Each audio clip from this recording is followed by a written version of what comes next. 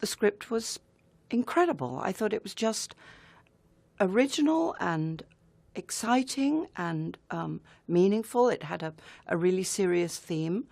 The theme was approached in a really interesting way, and I said to my agent, and it was a moment when I was being offered a couple of other things as well, and I said, if there's a conflict, this is the film I want to do.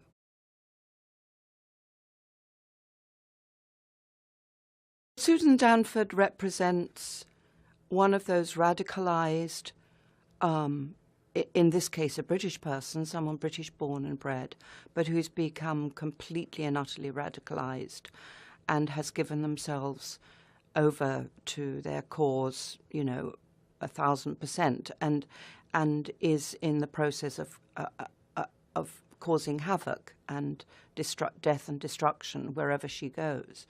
So she has become a very important target for the British military, in fact, for the international community.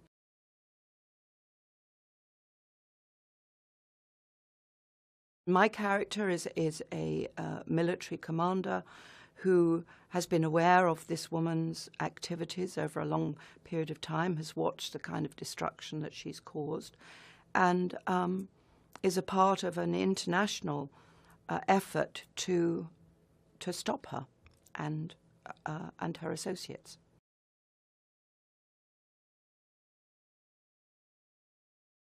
The overall theme of the story is the righteous, necessary military efforts to contain and reduce terrorism in the world against the freedoms and the vulnerabilities and the innocence of the people who are living in that area. So the little girl is a manifestation, is a if you like, a sort of perfect symbol of that.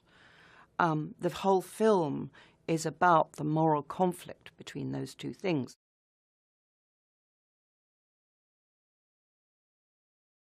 The audience is allowed to see it from everybody's point of view. And so often in film, you're only allowed one gaze, you're only allowed one point of view.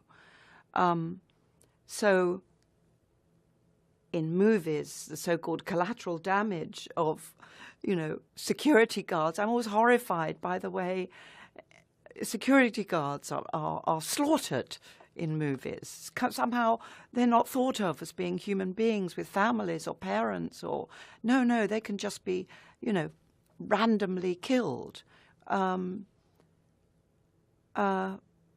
This film doesn't do that.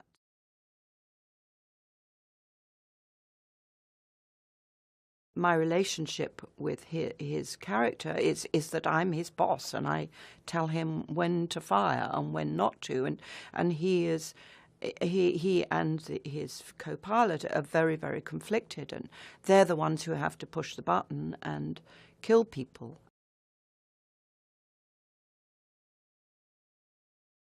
The colonel that I play knows that there's this terrible balance of allowing these people to leave the compound and go off and detonate their suicide bombs in a shopping mall, and kill hundreds of people, children included, or deal with the damage, the death that this operation is going to cause.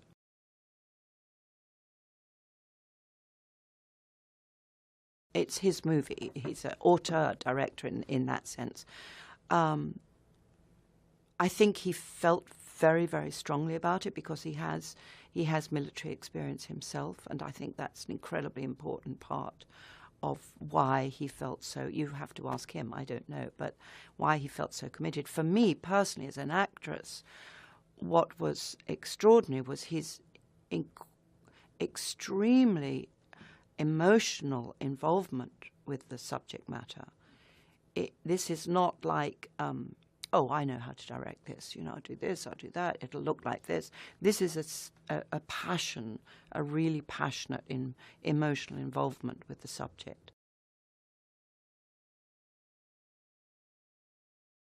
The way that we shot it made you really feel the way it is in real life, because they are all separate from each other. They are all on the phone to each other. It wouldn't have been nearly as good for me if I'd seen, Aaron, if he'd been in the next room and I'd had a drink with him at night. No, the whole point was that these people are in their completely separate worlds. They have to deal with each other digitally, through technology. There is no human contact. They can't discuss things after the, after the event. And likewise the politicians, and likewise the people on the ground. Everybody is in their own universe. And we were when we were making the movie. So, it played into exactly how the film is, what the reality of this world is.